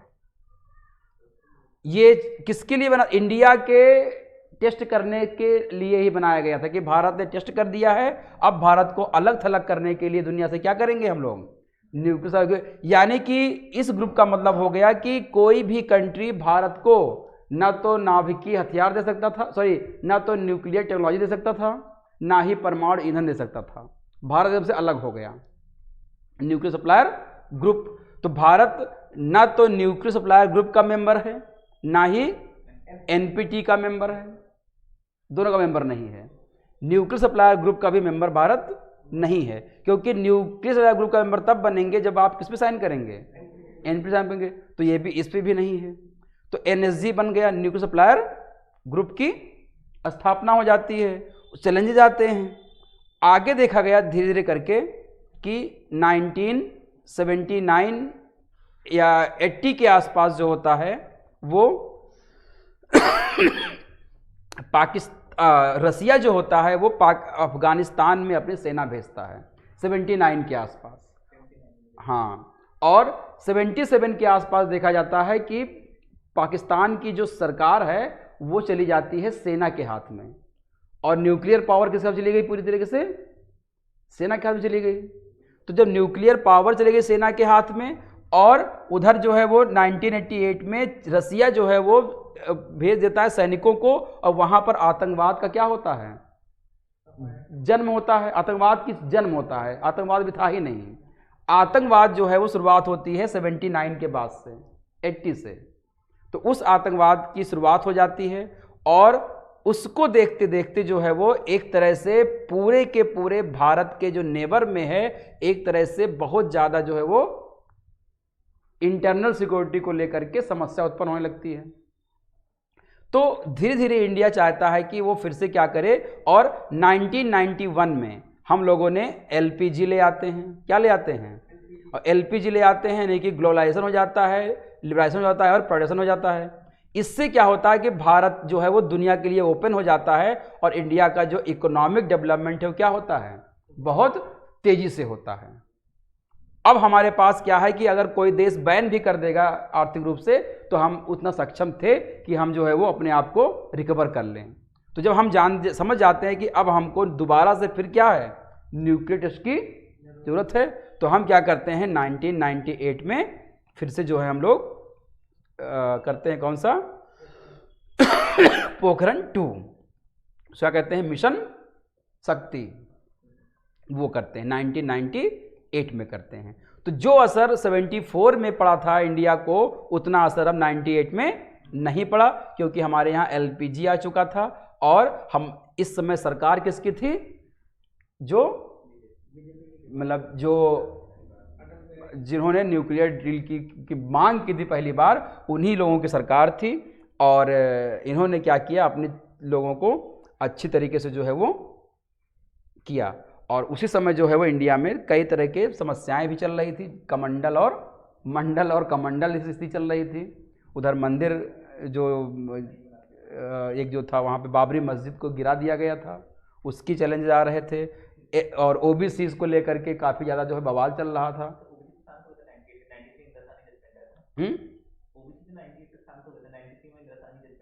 हाँ, मतलब उसी दौर में ये सब चल रहा था। तो हाँ, तो ये चीज़ें जो है 98 में जो है भारत जो है सेकंड अपना टेस्ट करता है। और 98 में भारत अपना टेस्ट करता है, उससे पहले ही जो है एक CTBT आ जाता है 86 में। क्या जाता है? CTBT 1996 में कॉम्प्रिहेंसिव टेस्ट बैन ट्रीटी आ जाता है। भारत इसमें भी साइन नहीं करता है भारत साइन नहीं करता है, ना तो उसने NPT पे साइन किया है, ना ही उसने NSG पे साइन किया है, ना ही उसने CTBT पे साइन किया है। इसके बाद भी सभी देशों से क्या हैं? नाभिकीय संबंध है, न्यूक्लियर डील है। तो क्यों है? वो भारत की जो काम करने की जो इमेज है उसके आधार पर, और जो हम सेफगार्ड में अपने क्या किया, न्यूक्लियर रिएक्टर को हमने सौंप दिया है उनको कि आप देखो हम कोई गड़बड़ काम नहीं कर रहे हैं। तब जाकर के उन लोगों ने क्या किया, भारत के साथ न्यूक्लियर डील की है। पहली डील हमसे हमारी किससे हुई थी? फ्रांस से 2008 में। उसके बाद हमारी किससे हुई? USA से हुई 123 एग्रीमेंट। उन्होंने भारत से एग्रीमेंट करने के लिए उन्हें संविधान में उनको अपने संशोधन करना पड़ा था। सोच लीजिए, भारत से संबंध बनाने अपने संविधान संशोधन कर दिया उन्होंने। 123 जो आर्टिकल था बहुत बड़ा था उस समय, और 2007 में एकदम बहुत बड़ा दुनिया में रिसेशन आ गया था, तो उनको ज़रूरत भी थी भारत जैसे देश की। तो लिखिए NPT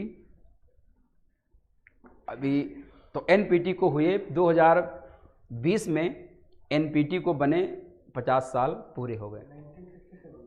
हाँ 20 में 50 साल इसके पूरे हो गए थे। कौन सा? हाँ, और साइन हुआ था इस पर 1968 में। लोगों ने साइन कब किया था? 68 में इस पे साइन किया गया था और फोर्स में आया था 70 में। यानी कि इसकी स्थापना होती है 67 में, साइन कब किया था इस पे 68 में, और मतलब फोर्स एक्शन में कब आता है 1970 में इसमें आता है। हाँ।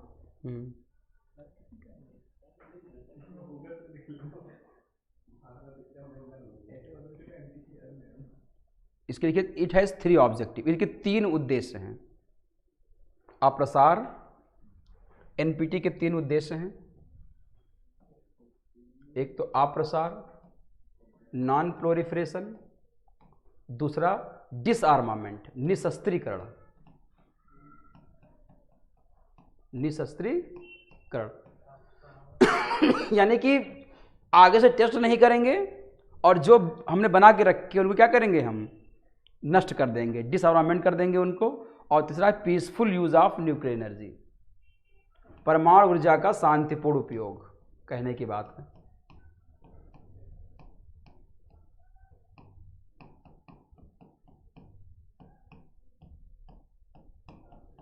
चार बंदूक लेके घर में अपने रख लो, फिर मोहल्ले वाले से कहो कि भैया हम दागेंगे नहीं, तो वैसे मरा पड़ा है, वो क्या दागोगे। वही स्थिति है ना। 7,000 रखे हैं रसिया और लगभग 4,000 रखे हुए हैं अमेरिका, और कह रहे हैं कि हम क्या करेंगे, शांतिपूर्ण उपयोग करेंगे। वो भी नहीं कहती हैं। अभी कहाँ यूक्रेन पे डालने कई बार जो कह रहे हैं कि nuclear bomb in other territory, तो अरुणाचल वगैरह को अपना ही अपना जाता है, वहाँ वो कर सकता है। नहीं वो है, उसका स्टेटमेंट है।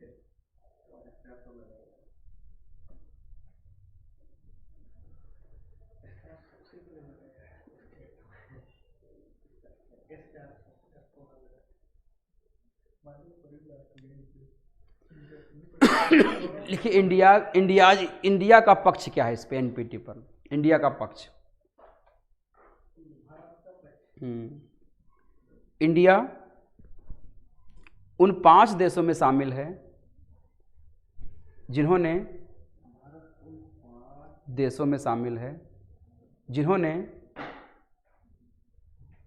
या तो एनपीटी पर कभी हस्ताक्षर ही नहीं किया है, जिन्होंने या तो कभी एनपीटी पर हस्ताक्षर ही नहीं किया है, या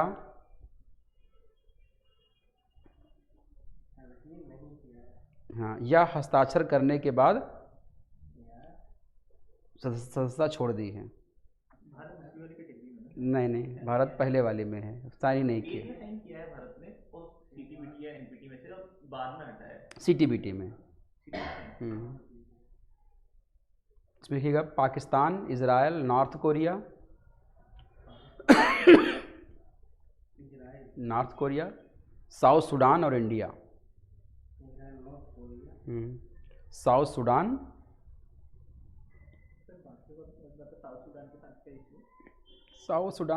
पहले एक ही था ना वो, हाँ उस टाइप का है। तो इसमें जो नॉर्थ कोरिया है उसने साइन किया, इसके बाद वापस ले लिया है। वो अलग टाइप का है। पाकिस्तान इसलिए नहीं करता, वो कहता है कि जब तक इंडिया नहीं करेगा हम नहीं करेंगे। अगर लिखिएगा NWS क्या होते हैं, न्यूक्लियर वेपन स्टेट।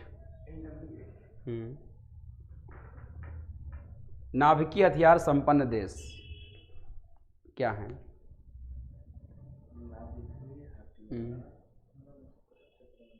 देखिए मतलब ऐसे देश जिन्होंने 15 अगस्त 1967 से पहले परमाणु परीक्षण कर लिया है, उन्हीं देशों को NWS में शामिल किया गया है। ऐसे देश जिन्होंने 15 अगस्त 1967 से पहले नाभिकीय परीक्षण कर लिया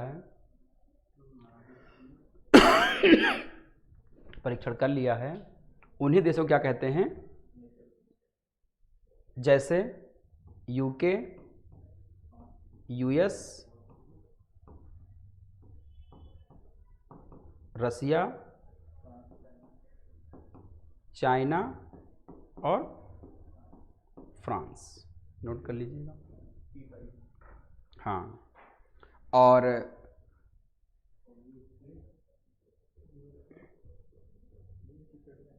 सॉरी ये 15 जनवरी कर लीजिएगा, सो 15 जनवरी कर लीजिएगा, वो 15 अगस्त याद आ गया दिमाग में 15 जनवरी है। और जिन देशों ने टेस्ट 15 जनवरी 1967 के बाद किया है, इसके बाद जिन्होंने टेस्ट किया है उनको नॉन न्यूक्लियर वीपन स्टेट कहा जाता है, गैर नाभिकीय संपन्न देश का है। तो भारत किस में आएगा? लेकिन है हमारे पास टेक्नोलॉजी, लेकिन उस टाइम किया गया था। हाँ, तो नॉन न्यूक्लियर वीपन स्टेट जो कहलाते हैं। इजराइल पर है और अच्छा वाला है। लिखिएगा NSG, न्यूक्लियर सप्लायर ग्रुप, नाभिकीय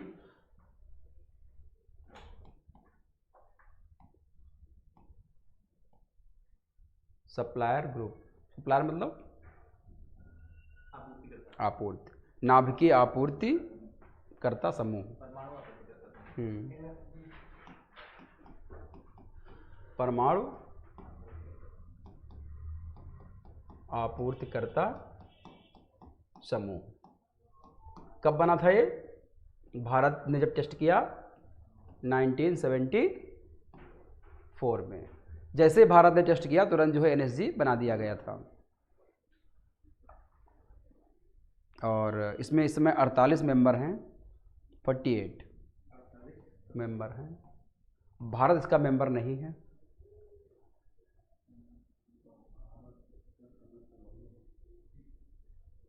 और ये क्या करता है? प्रिवेंट करता है। क्या करता है? प्रिवेंट करता है किस चीज़ को?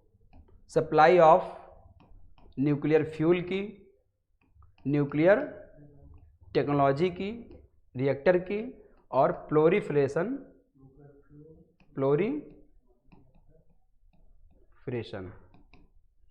प्रसार की, न्यूक्लियर प्रसार की, नाभिकीय ईंधन की और नाभिकीय रिएक्टर की सप्लाई को क्या करता है?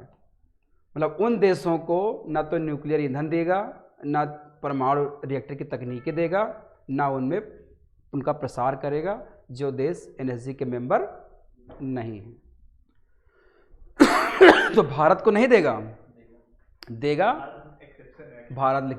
लिख लीजिएगा, भारत ने ना तो NPT पर साइन किया है, ना ही NSG का मेंबर है, ना ही CTBT पे साइन किया है,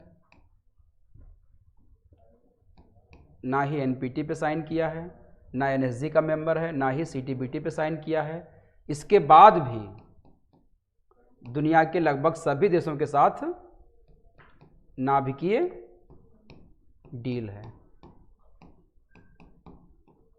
जिसका मुख्य कारण क्या है? Foreign nuclear policy, no first use. पहला तो है कि हम पहले यूज़ नहीं करेंगे। दूसरा हमारा जो है क्या है? इंडियन फिलॉसफी पुरानी जो हमारी रही है, सॉफ्ट स्टेट की जो रही है वो।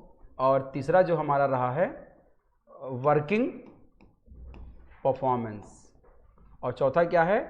सेफ गार्ड में हमने क्या किए हैं? अपने रिएक्टर को दे दिए हैं। ये चार चीज़ें हैं जिसकी वजह से जो हमने क्या किया है, सभी देशों से हमारे संबंध हैं। हमारी दर्शन क्या कहता है, हमारी न्यूक्लियर पॉलिसी क्या कहती है, वर्क प्रेफरेंस जो हमारा परफॉर्मेंस है, पिछला रिकॉर्ड जो हमारा है कि दूसरे देश को हम हथियाएंगे नहीं, किसी पर अटैक नहीं करेंगे। और जो हमने सेफ गार्ड में क्या किए हैं, IAEA को हमने क्या किए हैं, 26 रिएक्टर दे दिए हैं कि आप देखो इसमें हम कोई भी न्यूक्लियर गतिविधियाँ नकारात्मक रूप से नहीं करेंगे। तो इसको आपको ध्यान में रखना है।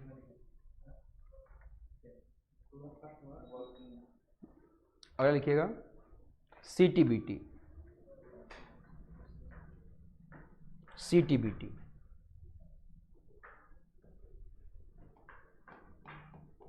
Comprehensive test ban treaty,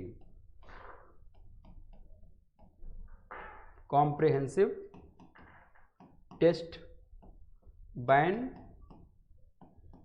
treaty, comprehensive test ban treaty, CTBT, 1996 में। हाँ, इन फोर्स साइन कब किया गया था इसमें? 96 में किया गया। हाँ,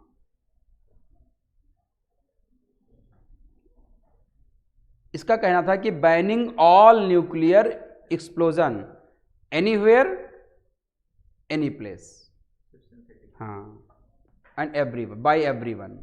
तो लिख लीजिएगा, यह संधि सभी प्रकार के नाभिकीय विस्फोट को सभी के द्वारा सभी जगह प्रतिबंधित करता है, सभी के द्वारा सभी जगह प्रतिबंधित करता है।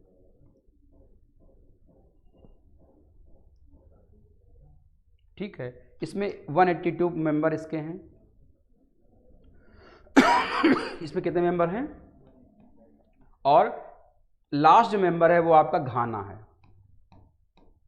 अंतिम कौन सा इसका है? घाना अभी लास्ट में इसमें बना है। और इंडिया, ध्यान रखिएगा, CTBT कब आया है? 96 में।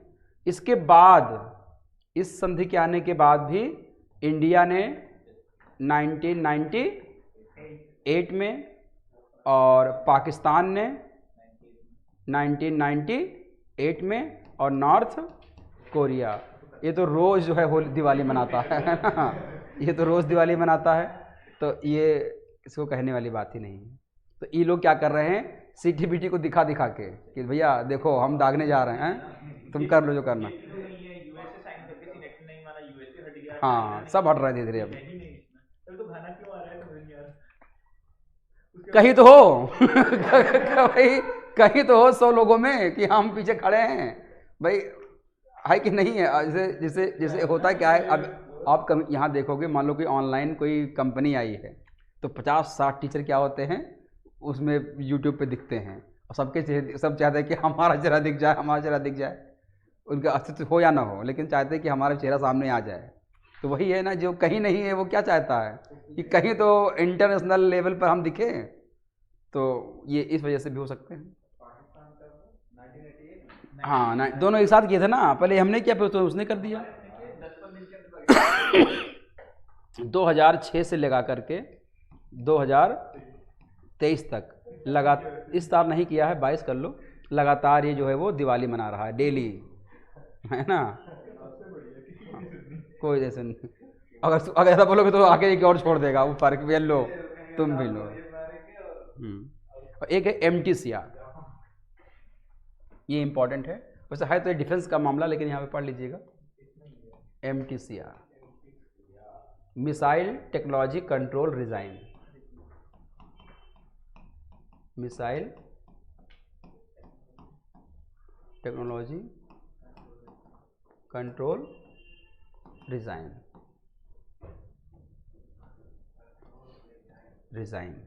मतलब ये था कि कोई भी देश अगर इसका मेंबर नहीं है तो वो न तो किसी दूसरे देश से 300 किलोमीटर से ज़्यादा वाले मिसाइल को न तो किसी देश को दे सकता है, ना ही किसी देश से ले सकता है। प्रतिबंध था 300 किलोमीटर से ज़्यादा के रेंज तक जाने वाले मिसाइल की टेक्नोलॉजी को ना तो किसी देश को दे सकता है, ना ही ले सकता है। 2019 तक भारत जो है वो इसका मेंबर 19 से 16 था, सॉरी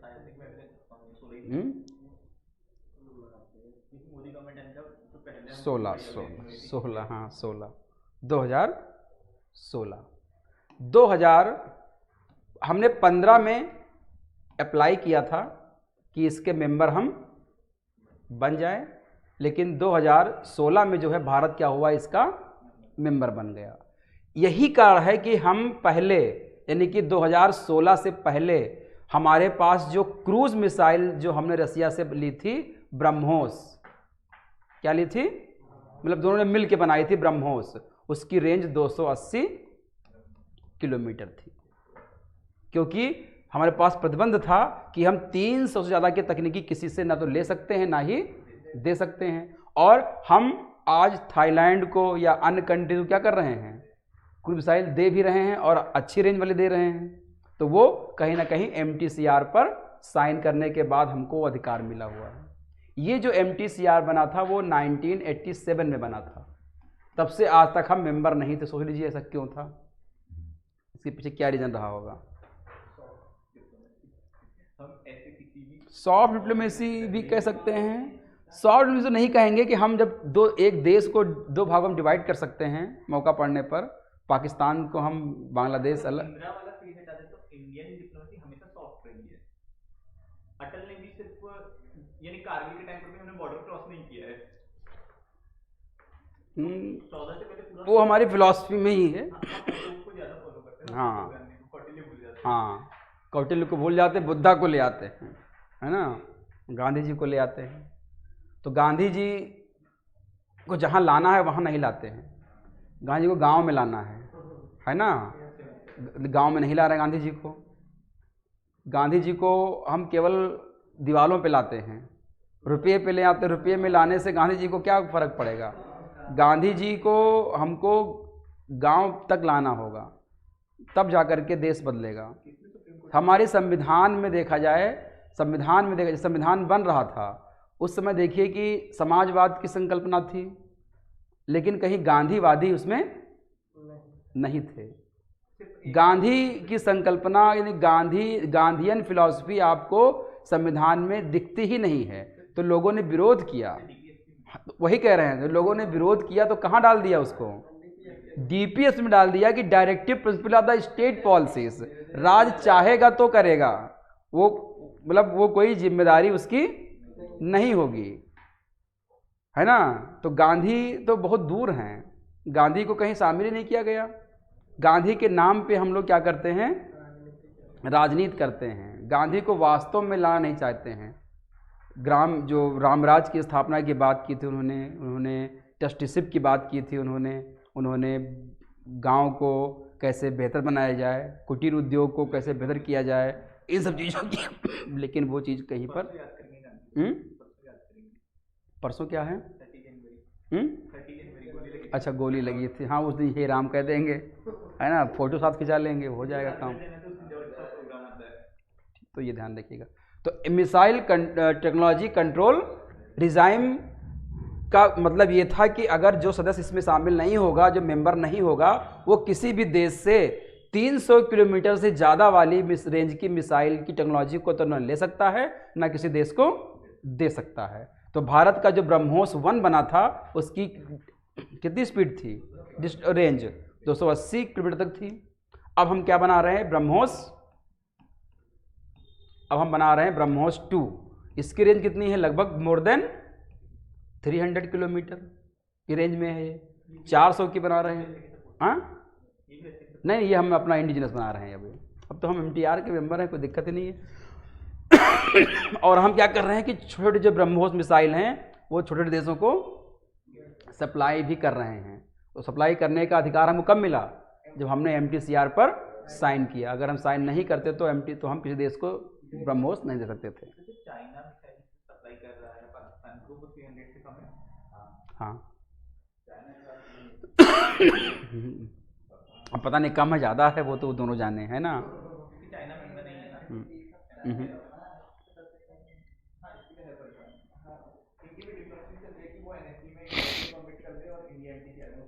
और 2016 में दो देशों ने सपोर्ट किया था। MTR में सदस्य बनने के लिए 2 देशों सपोज किया था, एक ने अपोज किया था। तो 16 में जो सहायता की थी शामिल करने के लिए, उसमें से एक US है, एक फ्रांस है। इन दोनों देशों ने भारत की हेल्प की थी कि वो सदस्य बने, और जो अपोज में था वो चाइना। चाइना तो है ही नहीं एमपीसीआर में ना, वो कैसे अपोज करेगा? वो चाइना डायरेक्टली तो नहीं था, इनडायरेक्टली, और जो सदस्य थे उनको वो, क्योंकि इन सारे में वीटो है ना कि अगर एक भी कंट्री किसी और कंट्री को आने से रोकती है हाँ तो फिर नहीं हो पाएगा, तो रुक जाएगा। इसीलिए तो यूनाइटेड नेशन सिक्योरिटी काउंसिल में हम नहीं आ पा रहे हैं, क्योंकि रसिया क्या कर रहा है, रसिया चाइना तुरंत जो है वो उठ के चला जाता है, वो बैठता नहीं है वहाँ। ये तो ये दिक्कत है इसमें। तो ये और एक चीज़ और, 500 किलोग्राम तक के वारहेड को ले जाने के लिए, कितने किलोग्राम के? 500 किलोग्राम या उससे ज़्यादा का हम इसको ले जा सकते हैं, तो ये ध्यान रखिएगा।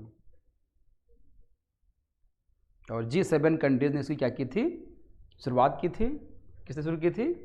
G7 ने, और वर्तमान में इसके 35 मेंबर हैं। वर्तमान में से कितने मेंबर हैं? 35 सदस्य हैं जो MTCR के मेंबर हैं। तो MTCR का भारत 2016 में बनता है, उसकी सहायता US और फ्रांस मतलब ने उसको लाने में हेल्प की थी, और इसके आने से हमारे पास जो है वो 300 किलोमीटर रेंज के 500 किलोग्राम तक के वारहेड को ले जाने वाले मिसाइल को बनाने की हमको क्षमता विकसित हो गई है, यानी कि हम किसी देश से ले भी सकते हैं, किसी देश को दे भी सकते हैं। तो ये MTCR को लाने में मोदी जी का बड़ा योगदान है। 15 में हमने इसमें जो है फाइल किया था, और 16 में इसके हम मेंबर बन गए। टोटल 35 मेंबर इस समय MTCR में है, लास्ट इंडिया भी है। तो ये आपके क्या होगा, कुछ एजेंसीज़ हैं जिनसे आपसे क्वेश्चंस पूछता है। हम लोगों ने कौन कौन से पढ़े? एक तो पढ़ा हम लोगों ने IAEA पढ़ा, फिर हम लोगों ने वासेनार अरेंजमेंट पढ़ा, फिर हम लोगों ने न्यू स्टार्ट पढ़ा, इसके बाद हम लोग ऑस्ट्रेलियाई ग्रुप पढ़ा, NPT पढ़ा, NSG पढ़ा, हम लोगों ने CT BT पढ़ा, और हम लोगों ने MTCR पढ़ा। ये पढ़ लिया। और हम लोगों ने कल एक और पढ़ा था, उसमें सिविल, क्या नाम था उसका? नहीं, कल जो पढ़ा था हमने वो भी एक था civil liability nuclear damage act 2010, है ना? डैमेज एक्ट 2010 हम लोगों ने ये पढ़ा था। तो ये भी एग्ज़ाम के लिए आपके इम्पॉर्टेंट है, और ये सारे तो इम्पॉर्टेंट आपके लिए हाई हैं। और अब हम लोग पढ़ते हैं न्यूक्लियर डील के बारे में। टाइम हो गया? हाँ, रिकॉर्ड करना है। हाँ, एक बार रिवाइज कर लो, कुछ पूछना हो तो पूछ लो, फिर हम लोग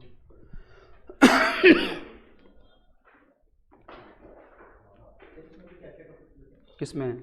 बस लास्ट यही बचा है। कौन सा? हाँ, वो बचा है, वो भी करा देंगे। वो जो फेज आउट था और स्पेंड था, एक और बचा है न्यूक्लियर एप्लीकेशन, इसके सारे बहुत इंपॉर्टेंट हैं। स्पीड ज़्यादा तो नहीं लग रही है? क्यों स्पीड ज़्यादा तो नहीं लग रही है? स्पीड ज़्यादा है ना? हमको लग रहा था आज स्पीड ज़्यादा हो गई है। कोई बात नहीं। हाँ, नहीं, स्पीड ज़्यादा हो गई तो थोड़ा सा दिक्कत हो गया, सबको देखना है। आज इनको थोड़ा समझ में नहीं आया, मुझे लग रहा है ऐसा। तो चीज़ें नई होंगी, नहीं आ रहा है तो आप बोल दिया करो ना, स्पीड हम कम कर लेंगे, क्योंकि समझ में आना चाहिए फाइनली।